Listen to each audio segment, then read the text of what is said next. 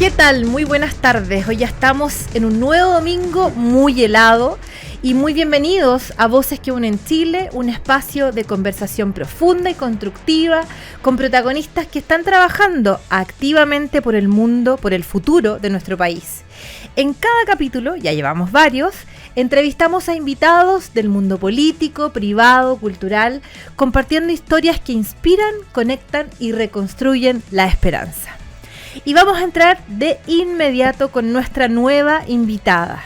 Nuevamente volvimos al bloque femenino, así que queremos darle la bienvenida a María Emilia Undurraga, más conocida como Mary. Mary es mamá, agrónoma de la Católica, magíster en Sociología y magíster en Políticas Internacionales de Desarrollo de la Universidad de Duke. Además es socióloga, miren qué interesante la combinación. Hemos visto muchas mujeres que estudian de ingeniería y también de humanidades y matemáticas, digamos. Fue ministra de Agricultura en el gobierno del presidente Piñera y actualmente es vicepresidenta del directorio de la Fundación Encuentros del Futuro. Está casada, es madre de 4 hijos y toda su carrera la ha desarrollado en el mundo rural. Es una apasionada por el campo y según cuentan sus cercanos, porque estuvimos ahí entrevistando, apenas puede se escapa de la ciudad. Su sueño es que el campo no tenga nada que envidiarle a la zona urbana. Le gusta andar en bicicleta, trekking y pintar. Así que muy bienvenida, querida Mary. Se me olvida. Si yo ya no sé ni cómo te llamas, siempre te he conocido por Mary. Está bien, Mary. María Emilia Undurraga, ex ministra. ¿Cómo estás? Muy bien, Pepa, muchas gracias por invitarme a conversar con esta tarde. Yo feliz te lo agradezco porque además para Radio Agricultura tener también una ex ministra de Agricultura con una larga trayectoria en el mundo rural es un honor para nosotros. Así que vamos a partir por lo primero porque a mí me interesaría mucho que te vayamos conociendo. Y ¿por qué esta pasión por el campo? ¿De dónde viene? Sabemos que tu papá también, tu familia, también está muy vinculada al tema del mundo rural. ¿Qué pasa ahí? ¿Cómo nace todo esto? Sí, la pasión por el campo es desde que tengo uso de razón, como se dice, pero no principalmente por una historia familiar del campo, sino más bien porque tuve amigas muy importantes relacionadas al campo que me permitieron conocer no solamente lo que significa la producción, la agricultura, sino que esta vida de campo, que es tan distinta a la ciudad. Otros ritmos, conectado con cultura, tradiciones, artesanía, todo ese mundo más amplio del campo es el que finalmente me hizo tomar la decisión de estudiar agronomía. No te puedo creer. Sí, mi madre no estaba tan convencida en ese entonces, yo era bien matea en el colegio, entonces quería medicina, estaba pensando, y de repente dije, ¿sabes qué? Esto es lo mío, agronomía reúne las personas, la naturaleza y la cultura, y quiero irme por esa línea.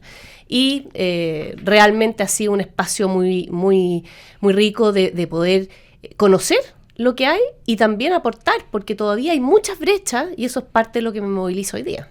Qué interesante, como es una decisión absolutamente racional. Descubriste esta pasión en casas de amigas, en esta vía, y te diste cuenta que era tu camino. Era, muy bien. Oye, ¿y cómo ha sido esto para ti porque de ser mamá, tienes 4 niños desde los 23 a los 14? Claro. Wow, 10 años ahí teniendo 4 niños. ¿Y ellos también les has podido traspasar esta pasión por el mundo mi rural? marido también es agrónomo, Sí, y nuestros primeros 10 años fueron viviendo en el campo. Uh-huh. Entonces nosotros estudiamos agronomía y nos fuimos a vivir el campo. ¿Eran compañeros de universidad? Éramos compañeros de universidad. Mira.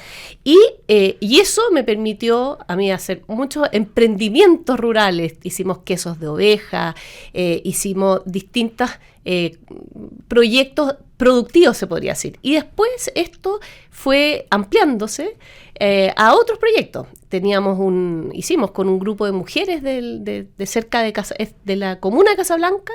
Arriba. En Lagunilla. Sí. Es entre Cartagena y Casablanca. Sí. Entre estricto rigor, el Cajón de la Magdalena es Cartagena rural.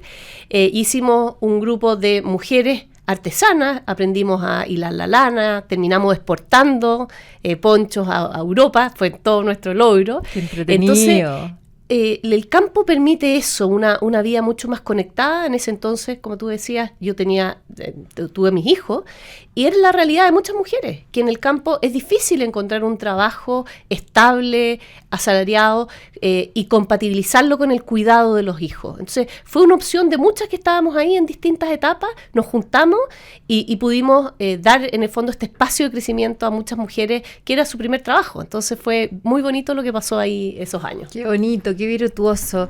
Además que esos lugares son tan lindos. A mí me tocó representar los 12 años como parlamentaria, así que conozco cada uno de esos rincones, y la verdad es que además como la belleza de los campos, de los paisajes, es muy muy bonito. Estamos hablando para los auditores aquí, que siempre hablamos de la quinta región, efectivamente entre Cartagena y Casablanca, la carretera, pero arriba, antes de, yo diría más cerca de Casablanca, un poco más cerca antes del peaje, por ahí está la casa de nuestra ex ministra de Agricultura. Oye, Mary, pero en estos trabajos locales, tú hiciste entonces asociatividad con mujeres de la zona para poder emprender, o sea, has tenido una pasada desde lo académico, desde el mundo privado, desde el emprendimiento, lo público, tienes una visión bastante amplia. Claro, ese fue mi inicio, y en verdad, si tú me preguntáis, nunca pensé que iba a volver a Santiago. Yo teníamos este anhelo de vivir en el campo. Nuestros hijos fueron al colegio ya en Casablanca, y bueno, producto de distintas cosas, por ejemplo, problemas de salud de algunos de los hijos. Ese es el gran problema del campo, cuando tú tienes algunos problemas de salud o problemas de educación o niños que necesiten mayores apoyos, ahí es más difícil. Tienes menos herramientas. Menos herramientas. Y bueno, parte también de lo que me ha hecho seguir trabajando en eso, digamos. Y se dio la posibilidad de volver a Santiago. Y en esa vuelta a Santiago se me dio la posibilidad también de entrar al INDAP. Yo trabajé en INDAP hace ya varios años, y en esta mezcla que decías tú al principio, agronomía con sociología, es una mezcla que te permite también entender no solamente la parte productiva, sino que todo el entorno social que hay detrás de la vida del campo y las necesidades, no solamente las brechas, porque muchas veces uno dice, no, esto es brecha. A mí me gusta ver la parte positiva. En el campo están nuestras tradiciones, está nuestra cultura, están nuestros recursos naturales, que es la base de nuestra economía. Y tenemos que valorar esos espacios no como un espacio de atraso, sino que como un espacio de oportunidad que tenemos que acortar las brechas.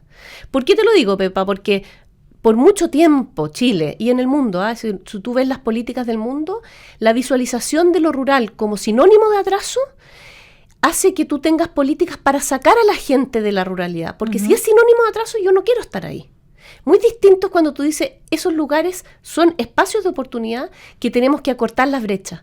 Entonces hay una distinta mirada para poder salvar, en el fondo, las oportunidades de ese espacio para permitir que las personas puedan desarrollar sus proyectos de vida. Te entiendo perfecto. Me parece una visión muy, muy interesante que no está tan relevada, porque creo que todavía tenemos esta visión media paternalista y me hace mucho sentido, porque tú dices que en el fondo parte de tus objetivos es que en el fondo no exista tanta diferencia entre vivir en el campo y vivir en la ciudad.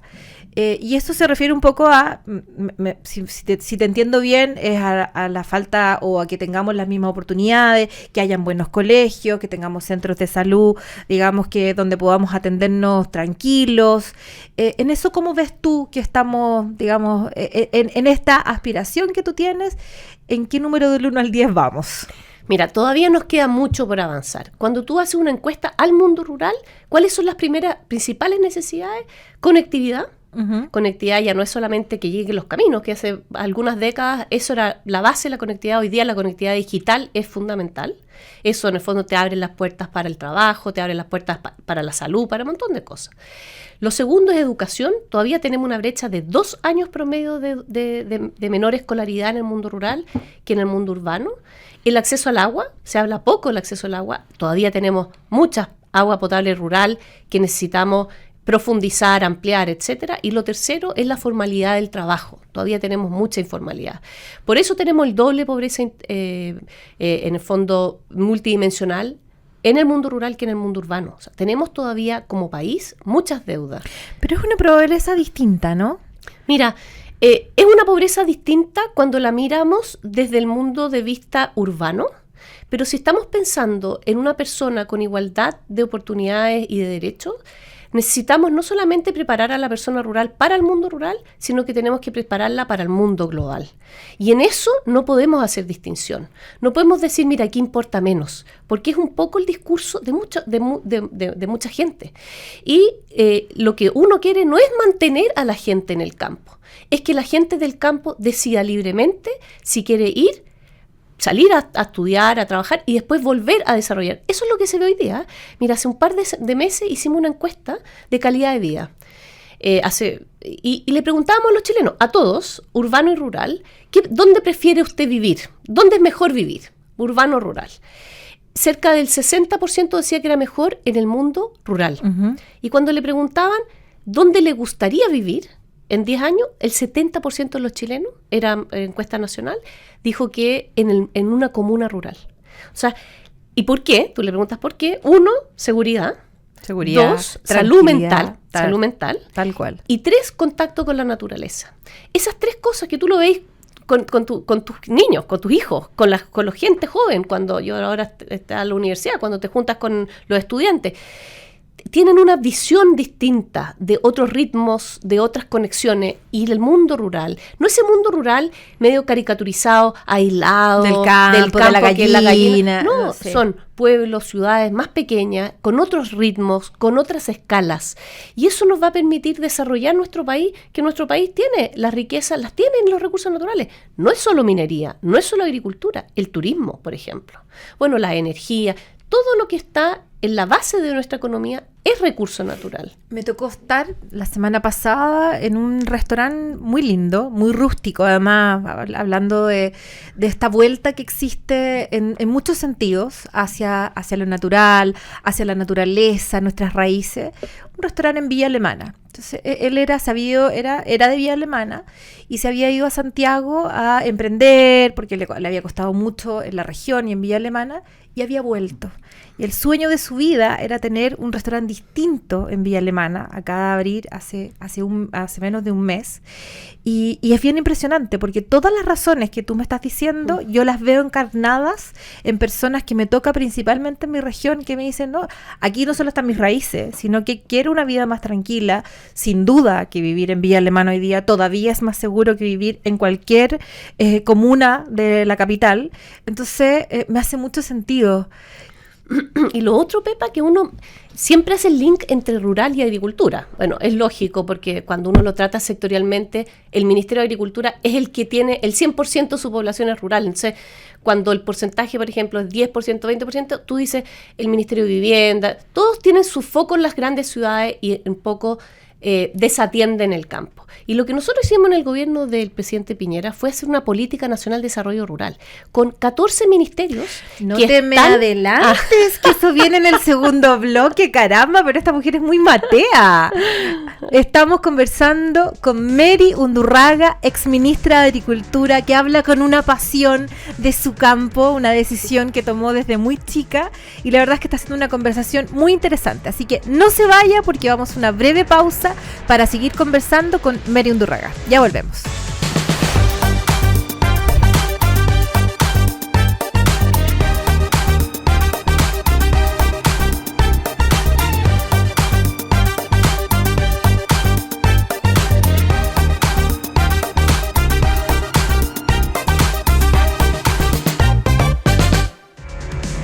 Llega a Chile Prudential AGF en alianza con AFP Habitat, para que ahora tengas más alternativas de ahorro voluntario para tu pensión con Prudential AGF.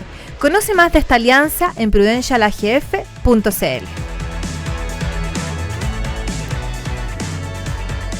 Bueno, y seguimos conversando con Mary Undurraga, ex ministra de Agricultura en los gobiernos del presidente Piñera, y estábamos conversando de su pasión por el mundo rural, por el campo, Yo creo primero que todo imposible porque además como buena matea, he sabido que es muy matea, no solamente tiene 2 carreras, posgrado, sino que además se nota que eres una mujer muy culta. Cuéntanos primero cómo fue esta experiencia, cómo fue el llamado de teléfono del presidente, porque esos detalles humanos también revelan la emoción. ¿Cómo fue? Sabemos que llegaste por tu trayectoria, porque habías también estado en el gobierno, pero ¿cómo fue ese día? Bueno, uno lo recuerda como entre mito y verdad. Yo creo que hay cosas que uno hasta llega como a imaginarse detrás de las cosas que se dicen y las que no. A mí me tocó trabajar 3 años como directora de la Oficina de Políticas Agrarias, o sea, de ODEPA. Y ese servicio es un servicio que acompaña mucho las decisiones políticas, legales, legislativas, presupuestarias. Entonces, me tocó durante esos 3 años del segundo gobierno del presidente Piñera estar muchas veces con el presidente. Y lo que te contaba antes, por ejemplo, la Política Nacional de Desarrollo Rural, que es mi pasión personal, fue un trabajo entre muchos ministerios y también con el apoyo muy decidido del presidente. El presidente Piñera fue un presidente que creyó que la ruralidad era un espacio de oportunidad y creyó que era importante políticamente llevar las decisiones para poder acortar las brechas y poder realmente dar mejores oportunidades al mundo rural. Y en ese entonces estábamos, acuérdate, habíamos pasado estallido social, me acuerdo, pandemia. Perfecto. ¿Cómo olvidarlo? Pandemia y como tú conocías al presidente, me llama para un café en la mitad de la nada. Entonces, oiga, quiero un café con usted, ya, perfecto. Yo cruzaba, estábamos al frente, y me dice, bueno, yo quiero tomarme un café porque me gusta conocer la gente con que trabajo más de cerca. Ya. Yo ya estaba trabajando. Y ahí en el fondo estábamos en la mitad de muchas, o sea, nos tocó pandemia, todo lo que significó seguir con todo el suministro de alimentos durante la pandemia fue muy intenso. Y después nos tocó la sequía. Recuerda que nos tocaron 15 años de sequía. Entonces tocó un trabajo... Lo más duro que fue el final. Lo más duro fue el final. Y ahí nos tocó con Alfredo Moreno y con el mismo presidente teníamos varias bilaterales para ver el tema de sequía. Y de ahí, de un minuto para otro fue, aquí no había mucho que preguntar ni nada. Me llamaron, me llamó el presidente, oiga, se suma, listo, vamos, sigamos adelante. No te preguntó, fue como... No, o sea, tampoco es que yo hubiese cambiado mucho mi trabajo estaba en el gobierno, yo llevaba mucho tiempo en eso, entonces fue como, yo nunca me imaginé de ministra, esa es la verdad, jamás, no estaba dentro de mis anhelos como sueños, pero sí el trabajar por la ruralidad, y en ese entonces fue como, el ser ministra me va a ayudar a poner este tema en la agenda política, que es lo que se necesita. Perfecto. Sí. Y lo tomé con una decisión muy tranquila porque estaba muy vinculada como a mis propósitos de por qué estaba en el mundo público. Perfecto. De esto fuiste además la segunda mujer ministra de Agricultura. De esa experiencia que además te tocó en un momento súper crítico, porque yo me acuerdo que finalmente cuando después ya los primeros años de una sequía son como, bueno, estamos pensando en lo que está ocurriendo, pero los últimos años son sin duda los más duros. ¿Qué es lo que tú rescatarías o con qué sensación te quedas de tu paso por el gobierno? ¿Dónde estuvo tu sello? ¿Cuáles son las cosas que sientes que hiciste? Siempre hay cosas que uno dice, pucha, podría haber hecho esto mejor, pero vámonos a lo positivo. ¿Dónde sientes que estuvo ese aporte? ¿Lograste instalar esta mirada desde las oportunidades, desde el mundo rural y no desde esta visión quizás tan asistencialista del mundo rural? ¿Cómo fue esa experiencia? No solo en lo humano, sino que en lo político, en lo público, digamos. Bueno, fue una gran experiencia. Yo creo que cualquier persona que pasa por el Estado es una experiencia que uno gana mucho más de lo que en el fondo uno está ahí a disposición de servicios. Y en eso, yo qué rescato, y lo rescato para las personas que hoy día me preguntan cómo fue tu experiencia, creo que tenemos que relevar la seriedad con que se hacen las políticas públicas en Chile. Sí importa no quedarse en el discurso. Y yo creo que sí, de las cosas que yo recuerdo con más cariño, y con lo que recuerdan mis equipos, no sé si con tanto cariño, no, con harto cariño igual. Sí, al final sí. Al final y al principio. Yo creo que todos queremos estar en un espacio de trabajo exigente, que lo era el presidente, por eso yo tenía muy buena relación con él, porque él era muy exigente y apoyador de las políticas que tenían fundamento, que estaban bien planificadas y en el fondo presentadas.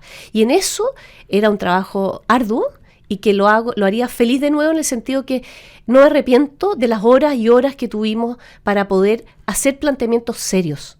Necesitamos volver a la seriedad de la política, no quedarse en eslogans. Acuérdate el tema de la sequía. Y nos compramos, muchos se compraron, no es sequía, es saqueo. Ese eslogan fue fatal. ¿Por qué fue fatal? Pero rindió. Rinde, políticamente rinde, pero fue fatal. Porque ¿qué señal le das tú a todos los chilenos que tenemos que hacernos cargo de un problema tal? Es un problema de otros. Y cuando uno traslada el problema a otros, no se hace cargo del mundo, desde el mundo público o desde el mundo personal o individual, desde la comunidad, desde las comunas. O sea, esos eslogans que son muchas veces el blanco-negro no te permiten realmente hacer planteamientos con seriedad para poder avanzar. Y ese es el caso de la política rural. Muchos eslogan, y eso la izquierda tiene el tema del rural, no, este tema es nuestro. Pero veamos lo que ha pasado hoy día. Se avanzó en el gobierno de Piñera con una política, con un consejo de ministros que yo lamento tanto que hayan bajado, en un discurso que yo también comparto, que tenemos que ver un tema territorial y que el urbano y rural están conectados. Por cierto, eso es parte de la base de la política de desarrollo rural. Pero se bajó de la discusión a los ministros en temas rurales. Entonces, hoy día yo sigo siendo, me llamó este gobierno. Sí, y por cuéntanos supuesto, de eso. ¿Te llamaron del gobierno para un consejo? Me llamaron para el Consejo Nacional de Desarrollo Territorial, que es la unión del Consejo Urbano y el Consejo Rural. Ya. Entonces, en vez de hacer dos consejos, se reunieron en uno, que conceptualmente es muy positivo, porque el territorio es un continuo. ¿Qué pasa? Que lamentablemente por la historia, no solamente en nuestro país, eso me tocó porque la discusión la tuvimos cuando estuvimos en el gobierno, como el mundo urbano es el 80% según los criterios del INE, no es según la política, hay 263 comunas rurales en Chile, De paréntesis, 345. Y eso es, en el fondo, 1 de cada 4 personas en Chile vive en una comuna rural. Pero, como se contabiliza en el INE, tenemos más de un 80%, 80 y tanto por ciento de urbanidad. Y con ese criterio, la mayoría es lo urbano. Entonces, yo voy y llevo 3 años yendo a este consejo. O sea, no es solamente lo que yo creo que va a pasar. Llevo 3 años yendo al consejo. Y el que preside es el ministro de Vivienda y se habla de las ciudades y el territorio. De las ciudades y su entorno. Pero no se habla de la ruralidad con sus propias capacidades. Llevamos, lamentablemente, 3 años en la Comisión Rural, que yo sigo participando, discutiendo sobre la definición de la ruralidad, cuando el mundo rural necesita un plan activo para disminuir la brecha. Ya avanzamos en la definición, en la política, en las determinaciones conceptuales. Hoy día es el momento de la acción. Y eso creo que hemos perdido tiempo. Ya, pero Mary, estamos a nada de que el gobierno termine. O sea, básicamente, no sé si ha sido una pesadilla este gobierno para el mundo rural, pero no hemos avanzado en ninguna política distintiva en el mundo rural que busque, o sea, en temas de, vamos a la quinta, en temas de conectividad no hay ningún avance, en temas especiales de los dolores que tiene el mundo rural tampoco. Entonces, qué lástima, porque si bien efectivamente hay una visión, como tú dices, que es un continuo entre lo rural y lo urbano, pero cada uno con sus problemas distintos. Entonces uno no ve, y para ser objetiva, en el mundo urbano tampoco ve muchos avances, porque al final el gran talón de Aquiles que ha tenido este gobierno, más allá incluso de las definiciones ideológicas, tiene más que ver con la gestión. Tiene que ver con llevar a cabo, o sea, cuando uno ve que incluso tienen errores para poder comprar la casa de Allende, cosas que son pura gestión, digamos, o sea, un poquito de información, cualquier abogado. Información al Congreso, que, claro, está mal, que la minuta no coincide con lo que te dan. O sea, eso es impresentable. Exacto. Si la política tiene que ser seria, eso se lo debemos, no lo permitiríamos de un médico en un hospital, no lo permitamos de los políticos en el Congreso ni en ningún lugar. Tenemos que volver a la dignidad de la política con sus responsabilidades. Y yo creo que en la pregunta que me hacías antes, yo creo que eso es uno de los grandes legados quizás del presidente Piñera, que siempre pidió prolijidad en el trabajo y abandonar los eslogans para realmente focalizarse con propuestas concretas que puedan hacer la diferencia. Totalmente. Mira, a mí me pasaba, y vamos a lo anecdótico, uno siempre lo recuerda con mucho cariño, a pesar de que yo tuve muchas diferencias, pero siempre fueron como tienen que ser tratadas en privado. Yo quizás soy más de derecha que de lo que había sido el presidente, pero me acuerdo que siempre me lo dijo una vez y fue un gran consejo, porque había algo que a él le molestaba mucho, que uno, y no tiene que ver con los sentimientos, pero cuando uno dice, yo siento que en realidad esto debiera ser así, y él te decía, no No me diga lo que usted sienta. Me importan sus sentimientos, sí, pero quiero saber específicamente por qué, deme argumentos para decirme lo que me está diciendo. Me lo dijo una vez y cada vez que digo, yo siento que esto va por acá, me acuerdo de él diciéndome, está bien, los sentimientos sirven, pero ¿por qué me está diciendo eso? Y creo que hoy día yo, el siento, creo. Y te decía, yo tengo mi propia religión. ¿Me puede decir lo que sabe? Ah, te decía lo mismo. Yo creo. Es que yo creo no me sirve. Tengo mis propias creencias. Dígame lo que sabe. No, era salvaje. Notable. Era notable. Y al final, esa era la pega. Si la pega no está para decir que lo que creo, no, ¿cuál es la mejor forma y cuál es el futuro? ¿Qué futuro queremos para Chile? Esa pregunta el presidente la hacía constantemente. Oye, necesitamos plata para la sequía. Perfecto, tenemos sequía, tenemos pandemia, tenemos salud. ¿Cómo equilibramos? Esto no es blanco o negro, no es uno o el otro, es cómo hacemos esos puentes. Bueno, y en la ruralidad, vuelvo a eso es lo que más se necesitaba. No se necesitaba más presupuesto para agricultura, se necesitaba que educación pusiera en educación rural, que salud. Entonces, esa conversación que requiere salir de tu zona de confort y entender que tienes un objetivo que va más allá de tu propio sector, es lo que movilizó tanto a muchos. Exacto, y que es una visión que está absolutamente integrada. Lo mismo que pasa también con los temas de las mujeres, cuando realmente queremos integrarla, no tiene que ver puntualmente radicado en un ministerio, tiene que ser una visión transversal. Oye, qué entretenida conversación estamos teniendo con Mary Undurraga, exministra de Agricultura. Cuéntanos un poco en qué estás hoy día, porque sé que estás en una fundación. ¿Qué hace la fundación puntualmente? Cuéntale a los auditores de Agricultura.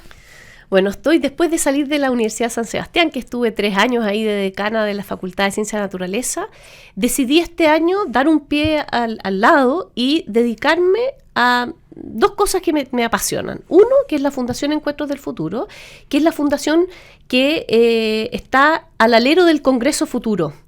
Y lo que estamos hoy día es con un proyecto que se llama Proyecta Chile 2050, en mesas temáticas que lo que buscan es lo que hablábamos antes, es buscar puentes entre personas que piensan distinto. O sea, por ejemplo, hoy día estoy liderando la mesa de medio ambiente y desarrollo sostenible. Ese es el título de la mesa. Ya. O sea, ya el título de la mesa te hace, en el fondo, entender que esto no es una mesa de medio ambiente o de cómo tú económicamente te desarrollas, sino que vamos a visitar la tensión. ¿Qué es la tensión de hoy día? Que es entre la conservación y el desarrollo. Entonces, ponemos la mesa en esta tensión e invitamos a profesores de distintas universidades. Aquí están todas las universidades, partidos políticos, etcétera. Quienes lideramos la mesa es Analía Uriarte y yo, y estamos en el fondo con 80 personas, desde el mundo público, privado, desde las forestales hasta los ambientalistas, pensando en cuáles son los puntos críticos que nos van a permitir destrabar esta tensión que se vive a diario en cada una de las regiones. Porque uno tiene el discurso. Y que tiene paralizado al país. Entonces tú dices, oye, aquí no hagamos nada. Es que no hagamos nada, tenemos que comer. O sea, llevémoslo a agricultura, porque muchas veces las discusiones son muy conceptuales. Entonces, que no más emisiones, perfecto, no más emisiones. ¿Cómo vamos a disminuir las emisiones? Porque las actividades requieren tener, en el fondo necesitamos actividades para mejorar la calidad de vida de las personas. Este concepto de como, no es como de producir por como sobre satisfacer alguna necesidad. Son las necesidades básicas de las comunidades, la alimentación, la energía para poder calefaccionarnos en el invierno, para poder en el fondo tener actividad. Entonces, esa visión que está muy polarizada, hoy día estamos muy polarizados, están los verdes furiosos y los que no creen en el cambio climático, creemos que no es ni una ni otra. Cómo llegamos al centro y cómo hacemos una propuesta que estemos todos de acuerdo para que el futuro gobierno permita avanzar en cosas que ya hay consenso.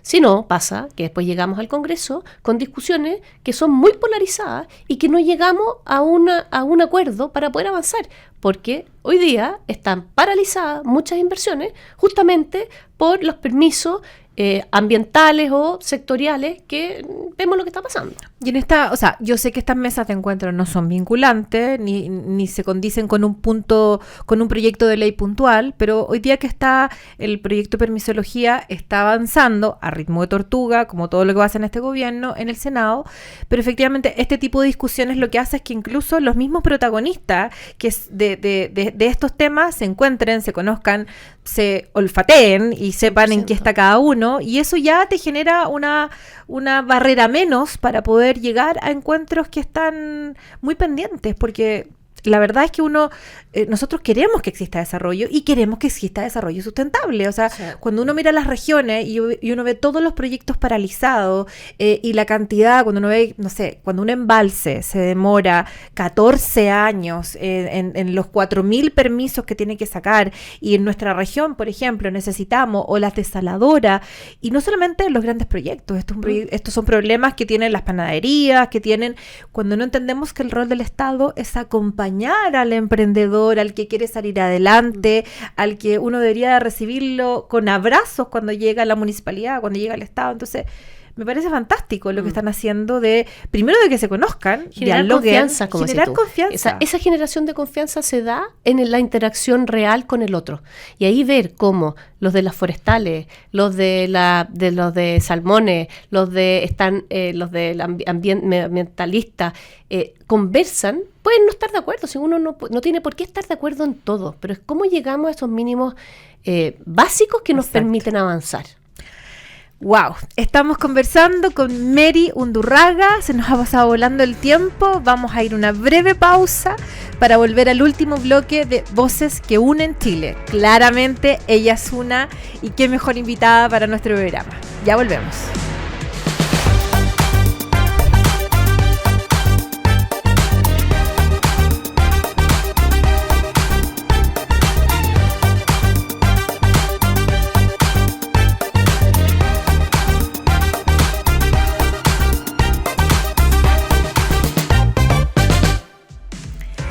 Ya estamos de vuelta en Voces que Unen Chile con nuestra invitada Mary Undurraga. Hemos tenido una extraordinaria conversación sobre el mundo rural, la pasión de Mary, que además es exministra del gobierno del presidente Piñera de Agricultura, en Radio Agricultura además. Y te quería volver un poco a un concepto que me pareció muy interesante, que tiene que ver con esto de la ruralidad como un espacio de oportunidad. Me quedo dando vueltas porque además sé que estás ayudando, tú eres militante de Bópoli, sé que estás ayudando a Chile Vamos, a Evelyn Matei en su propuesta, digamos, de agricultura, del mundo rural, de todo lo que implica, digamos, tener buenas propuestas en esta materia. Entonces, me gustaría si puedes profundizar un poco más, porque me pareció, a veces a uno se le olvida, como en este gobierno ha estado tan invisibilizado el mundo rural, me pareció tan interesante desde lo que has hecho con tu trayectoria, con tu experiencia de vida como emprendedora en una zona rural, cómo podemos rescatar, porque no es solamente el emprendimiento, es el derecho a vivir en un lugar que tenga conexión, las ganas, lo que significa, esta vuelta que hay hacia las raíces, la naturaleza, el cuidado de las tradiciones. O sea, es tan amplio, es tan lindo, y cuando tú dices que más del 60% de la población vive en el mundo rural, ¿qué tienen pensado dentro de este concepto tan interesante en la propuesta de gobierno de Evelyn Matei? Bueno, ese es un trabajo multidimensional o con muchos sectores que es muy interesante, como bien decías tú. La propuesta de ruralidad no es una propuesta de agricultura, es un compromiso que se requieren todos los servicios para poder mejorar la calidad de vida del mundo rural y permitir que como país podamos aprovechar nuestras capacidades de desarrollo. Y en eso estamos trabajando con un grupo grande, especialmente con un pie en las municipalidades. Yo creo que por eso es tan importante para Evelyn.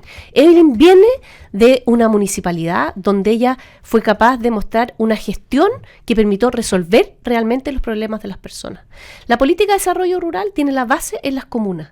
Y esos son 263 comunas rurales en Chile hoy día. Uh-huh. Entonces, es esa base la que nosotros estamos tomando para que, entendiendo este concepto de ruralidad, podamos tener medidas en educación, en salud, en obras públicas con agua potable rural, en distintas áreas, en conectividad que hablábamos antes, junto con los alcaldes, para poder resolver esas problemáticas, porque es muy distinta la ruralidad en el norte, en Bisbiri, me tocó ir a Bisbiri, que todavía no tienen luz, por ejemplo. O sea, hay necesidades todavía de ese tipo en algunas comunas rurales. Hay otras que están muy enfocadas en agua potable, hay otras que tienen problemas en educación, hay otras, o sea, hay diversidad de problemas. Y por eso esta es una propuesta que no solamente viene a hacer una invitación a los sectores del mundo público, sino que también al mundo privado. Este desafío es un desafío de país. Tienen que involucrarse las universidades, las empresas, pequeñas, medianas, grandes. Este es un mundo que en el fondo requiere de la acción de cada uno de nosotros para poder salir adelante. Y a mí no me gusta mucho esta cosa como de igualar, porque la gran gracia del mundo rural es que es distinto. Uno va viendo las ciudades en el mundo y las diferencias entre una ciudad en Chile, Argentina, Bolivia, no es tan significativa como la diferencia que hay en el mundo rural. En el mundo rural es donde se muestra la identidad. Entonces, más que la igualdad en eso, es cómo promover la pertinencia y los recursos, las capacidades de cada uno de ellas, con un piso mínimo para que cada uno pueda desarrollarse. Pero dame un ejemplo. Te doy un ejemplo. Prioridad para algún mundo rural costero es muy distinto. Y un mundo rural, por ejemplo, ¿qué soluciones de política pública en salud tenemos en María Pinto comparado con Bisbiri? O sea, si tú estás a media hora de un hospital, aunque no esté en tu comuna y está en la ciudad al lado, pero estás a media hora. Estás a media hora. La solución es de locomoción. En cambio, en Bisbiri la solución no es de locomoción. A lo mejor puede ser telemedicina, en un ámbito, pero en otros ámbitos es construcción de capacidades. ¿Qué pasa con las escuelas? Tú sabes tú sabes bien porque tienes trabajo en terreno, que las escuelas rurales llegan hasta sexto básico, se pueden ampliar hasta octavo. Yo hice clases en una escuela rural cuando vivía ahí, hasta octavo. ¿En el Cajón? En Rosario, al lado del Cajón. Iban los niños del Cajón. Y después tienes que irte al liceo. Entonces, claro, si tú tienes el liceo a media hora, tienes una solución de locomoción. Si tu liceo está a 3 horas, como le pasa a muchas localidades del sur, bueno, la solución son internados, son otras soluciones. Entonces, ¿cómo cada una de las localidades busca sus propias soluciones? Eso además en coordinación con la empresa pública, con las universidades regionales, los centros técnicos. Es una solución que la gente sabe lo que se necesita. Y muchas veces con las políticas desde la ciudad y esta visión bien urbana de que yo sé lo que les falta y bien paternalista, políticas nacionales para la realidad diversa no nos sirven. A lo mejor para las ciudades sí, porque es muy parecido vivir en Antofagasta, en Valdivia en la o ciudad, en la ciudad. Grandes capitales. Tú tienes cercanía a los servicios, pero en la ruralidad no. Entonces es muy distinto tener comunas rurales que son dormideros, que están cerca de lugares donde la gente duerme y va a trabajar a otras comunas, a comunas rurales donde tú vives y trabajas. Otra respuesta. Y esa realidad la saben los alcaldes. Me parece muy atractivo porque además, bueno, Evelyn tiene un poco de esto, a pesar de que está en una comuna urbana, pero me gusta mucho la cercanía que ella tiene con el mundo municipal, que al final es la primera línea, que te da un cariz distinto de cómo mirar los problemas. Me parece muy atractiva la propuesta que venga también de un poco de parte de esta verdadera descentralización, porque la verdad es que a mí me toca desde la quinta región ver incluso la centralización dentro de la región.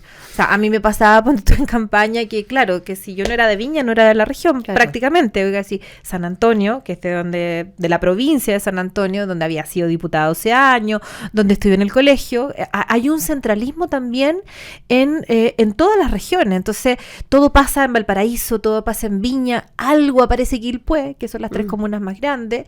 Entonces, es muy atractivo poder tener esta mirada desde lo local, desde las diferencias. El ejemplo que das de Bisbiri con María Pinto es perfecto. Es como entender los problemas públicos. En esta propuesta viene considerado entonces traspasarle más facultades al mundo municipal para poder tener más autonomía en este tipo de decisiones? En el mundo rural, Mira, no solamente. Sí, voy a tomar tu punto. Nosotros teníamos un programa que se llamaba Santiago no es Chile, ¿ya? Y una vez presentándolo en el gabinete de Magallanes, estábamos con todos los alcaldes de Magallanes y nosotros estábamos que Santiago no es Chile, era un programa con fundaciones de la sociedad civil. Y la alcaldesa por venir, todavía me acuerdo, me dice, usted, ministra, dice Santiago no es Chile, acá en Magallanes decimos Punta Arenas no es Magallanes. Y es verdad, porque desde Santiago creemos que la descentralización es pasar competencia a las regiones, que por cierto hay que hacerlo. Pero lo que ocurre en las capitales regionales con respecto a las comunas es una centralización muchas veces mucho más compleja que lo que ocurre a nivel nacional.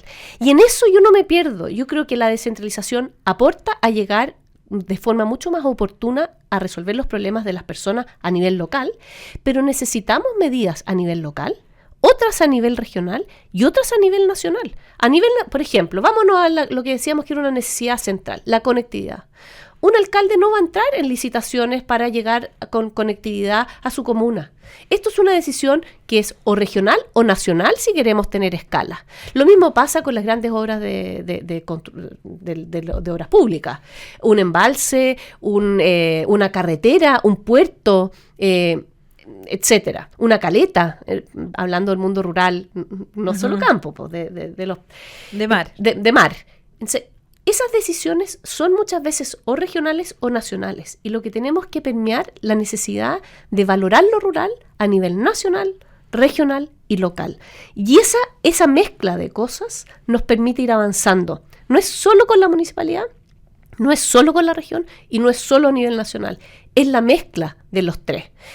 Yo creo que hay que traspasar competencias. Las competencias, más que nada, cuando uno habla con los alcaldes, ahí nosotros tuvimos el primer encuentro de alcaldes rurales, la AMUR, que en un principio se inició en la región metropolitana. Con la Isabel Valenzuela de Colina. Exactamente, hoy día la Isabel es parte de la directiva hoy día. En ese entonces era con Cristian Balmaceda de Pirque, él era el presidente de la AMUR regional y después hicieron nacional. Y con la AMUR hemos ido avanzando en no solamente cómo pasar más competencias específicas a la municipalidad, sino que el dolor más grande de las comunas rurales es lo sectorializado que están las respuestas. Y yo te voy a dar un caso súper concreto. A ver. Yo trabajaba en el INDAP, ¿ya? En los programas territoriales, PRODESAL, PDTI, PADIS. Y me acuerdo haber ido a entregar en Coquimbo, en las comunidades agrícolas, una solución de bomba para el riego del huerto del agricultor. ¿Ya? Y ese agricultor no tenía agua potable en la casa. Mira qué útil, ¿no? Pero los reglamentos decían que esos recursos eran solamente para fomento productivo. Y tú dices, mira, ¿dónde está la necesidad? Esto es una necesidad integral. Es consumo humano y fomento productivo. Pero no conversa el Ministerio de Desarrollo Social con el INDAP en este caso. Después hicimos algunos. Pero te fijas que es esa respuesta sectorializada, que en este caso puede ser muy puntual, pero es más fácil de entender, ocurre cuando pavimentamos la calle. O sea, vamos a conectar dos pueblos, ¿por qué no hacemos al tiro, no sé, el alcantarillado o llegar con eso la electrificación en Santiago? Claro, tú dices, voy a construir un nuevo conjunto de viviendas sociales, hagamos el paradero, los colegios, todo lo que se requiere para los servicios de eso. Eso en el mundo rural se potencia con mucho más, y las respuestas son después de un año llega el complemento. O sea, claramente que hay que agilizar el rol del Estado, destrabar, es que estas conversaciones puedan pasar. Porque claro, por ejemplo, cuando tú dices, cuando se construye unas nuevas viviendas sociales, por ejemplo, la ley te exige los subsidios de localización, al menos que exista colegio, centro de salud, hay alguna conversación. Pero este tipo de detalles entre un programa del PRODESAL y o sea, es una pelea que no va a llegar si no hay flexibilidad en poder levantar este tipo de cosas, que además es tan fácil, Mary, si en el fondo es un poco, bueno. Y los alcaldes lo tienen muy claro. Y Evópoli en eso ha sido y quiero reconocer que ha sido no solamente pioneros, sino que muy insistentes, principalmente Felipe Kast, en liderar un poco la batalla con la modernización del Estado, que a veces es muy poco sexy. Quizás es más entretenido decir algo grandilocuente o sacarle los ojos a Boric, que es que es fácil hoy día con todos los condoros que se manda, pero objetivamente lo que le hace falta a nuestro país es modernizar el Estado. Este tipo de ejemplos, cuando hablamos de regionalización en serio, pasa por eso, y no me refiero simplemente a la reducción del número de la grasa estatal, no tiene que ver con eso, que uno se va como directo al porte del Estado. El Estado tiene que tener el porte que sea necesario, de acuerdo a sus propias necesidades, y el resto es ideología. A mí me encantaría que fuera lo más chico posible, pero tiene que ser lo que sea necesario para el país, hasta donde puedan llegar las personas a poder subsidiarlo. Pero bueno, estamos en esa pelea, así que ha sido demasiado interesante. Mary, no puedo dejar de preguntarte algo que me parece interesante. Nosotros, le quiero contar a los auditores, nos tocó, yo estaba en el Congreso, Mary fue ministra, pero no nos conocíamos tanto. Estamos en algunos grupos femeninos ahí, muy entretenidos. Aprovechamos de mandarle un saludo también a Isabel Pla, que lidera Somos, que es un grupo de mujeres, y ahí nos encontramos. Muy interesantes las conversaciones que se dan. Muy interesante. El tono, la forma, sí, me ha encantado. A mí también, y por eso le mandamos un abrazo enorme, porque generalmente no es desde las mujeres que queremos aportar y no las que nos quejamos todo el día de las diferencias. Y la verdad es que te quiero preguntar, ¿nunca has pensado ser candidata, no sé, alcaldesa, al Parlamento? ¿No te gustaría ser candidata conmigo en la Quinta Región, por ejemplo? No te estoy ofreciendo algo concreto, pero claro, tu pasión por lo público es realmente contagias. Y además sabes mucho de esto. Mira, en mi vida nunca pensé que iba a llegar a directora de ODEPA, nunca pensé que iba a llegar a ser ministra, y en el fondo he tratado de estar bien conectada con mi propósito, que queda súper claro acá, que es trabajar por el mundo rural, por la tensión en Chile entre desarrollo y conservación. Eso me moviliza. ¿Dónde? No lo sé. Y he determinado también en mi vida tampoco tomar esas determinaciones como nunca lo voy a hacer. Hay una menosprecio por la política que uno lo ve en los jóvenes y dice, sí, no, todos los políticos son iguales. Yo, así como no creo que todos los empresarios sean iguales, tampoco creo que todos los políticos son iguales, y si queremos hacer la diferencia tenemos que estar disponibles. Es una conversación que estoy teniendo con Evópolis. Me gustaría aportar, estoy aportando harto ahora en Evópolis, principalmente la parte programática, que es lo que me gusta, pero si es necesario algún día dar ese paso, voy a estar a disposición, porque creo que Chile lo necesita. Creo que estamos hoy día en una crisis de democracia, en una crisis de confianza, en una crisis en muchos aspectos de la vida, y que estar disponible para dar esas conversaciones, hacer puentes, que es lo que me gusta, que es hacer puentes, más que polarizar, es encontrar, es tratar de llegar a acuerdos. Creo que volver a la política de los acuerdos les hace bien a Chile, y no como voy a perder mi convicción, que creo que esta cosa polarizante te lleva a créditos en el momento, pero no te permite construir el Chile que queremos para todos. No es un Chile para mí y los míos, es un Chile para todos. Y entender que tenemos ese gran desafío de construir un Chile para todos, con más seguridad, con más trabajo, cuidando el medio ambiente, no es uno o lo otro, es cómo lo hacemos bien. Y yo creo que en eso, el ser serio, el poder estar a disposición, va a estar siempre dentro de mi plan, aunque los cargos y eso me cuesta mucho, porque no es mi anhelo, y valoro mucho a la gente que tiene los anhelos de posiciones específicas, porque eso aporta mucho. No es mi caso, pero tampoco me cierro a eso. Muy bien, qué buena respuesta, qué bueno saberlo además. Así que, así como llegaste a ser ministra sin quererlo, la verdad es que a veces esas son las vocaciones que uno más busca, porque quizás comparto contigo que esas vocaciones, la vocación de poder también sirve mucho para poder tener liderazgo, pero a nosotros nos pasa también en la UDI, un partido también aliado al tuyo, que esas vocaciones que andan ahí sin saber bien lo que están buscando también, o que se ponen a disposición de lo colectivo, de una causa mayor, la verdad es que yo las veo con una mirada de nobleza y de agradecimiento. Así que, Mary, estamos llegando al final del programa y no puedo no preguntarte, porque este es un programa femenino y yo no dejo de lado ese toque. Me encantaría que nos recomendaran. ¿Te gusta la cocina? Me gusta la cocina. ¿Les cocinas a tus niños también? También. ¿Qué es lo más rico que les gusta a ellos o que a ti te gusta hacerles para regalonearlos? Vamos a dividir en lo que le gusta más a ellos y le gusta más a mí, pero bueno. Dale, elige. No, mira, que me encanta hacerlo, y mis platos favoritos son los ñoquis de espinaca. Ay, cosa más Eso rica. me encanta, y siempre con un ingrediente chileno, así que le echo merquén. Ya. una vez antes de meterlos al horno, así que son ñoquis. ¿Al horno? Al horno los meto. ¿Por qué? Son ñoquis de ricota, entonces son unos ñoquis más grandes. Hago unos ñoquis grandes de ricota con espinaca, bien sano. Qué rico. Y al principio no les gustaba y ahora les encanta, así que ya el que no le gusta tanto vegetariano le pone un pedazo de carne al lado, pero me encanta cocinar eso, es mi plato favorito además. Qué bueno, qué buen plato, me encanta. Es sano, pero yo en mi minuto de dieta no podría acompañarte, así que, oye Mary, de verdad que ha sido un placer conocer tu pasión por nuestro país, por su ruralidad, aprovechar siempre de darte las gracias por tu pasada también, por el gobierno, con los costos que eso significó, los viajes que tuviste que tener, el sacrificio familiar, que siempre para nosotras es más difícil y uno tiene que decirlo con honestidad y también sé que tienes un gran marido que te acompaña, así que de verdad que muchas gracias, ha sido un encuentro maravilloso a través de Radio Agricultura y feliz un mensaje también a nuestros auditores de Radio Agricultura. Bueno, gracias Pepa por estas voces que unen Chile, yo creo que eso es lo que se necesita, unir Chile y quizás valorar la ruralidad. Yo soy una orgullosa de la ruralidad de Chile. Volvamos la vista a nuestros paisajes, a nuestras tradiciones, nuestra cultura, nuestros alimentos. No es solo agricultura, es alimento. Y eso requiere que miremos con cariño no solo la historia, sino que el futuro.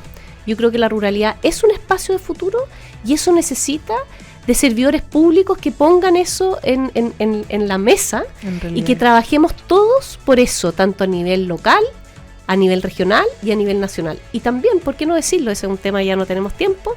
Yo creo que Chile va a ser una luz para Latinoamérica en cómo llevar adelante su ruralidad, que es muy distinta a la europea, a la de Estados Unidos. Y yo creo que Latinoamérica tiene una identidad que requiere de políticas que a nivel latinoamericano, eso no te alcancé a contar, ya estuve en Costa Rica hace una semana, latinoamericano, que tenemos que avanzar. Así que orgullosa de la ruralidad, orgullosa de las mujeres y hombres que viven cada día en esos rincones y que son la fuente de nuestra identidad y nuestro futuro. ¡Qué linda! Muchas gracias Mary Undurraga, ex ministra de Agricultura, y nos vamos ya a la casa, así que ha sido un placer tenerte. Muy buenas tardes a todos y que tengan un excelente domingo.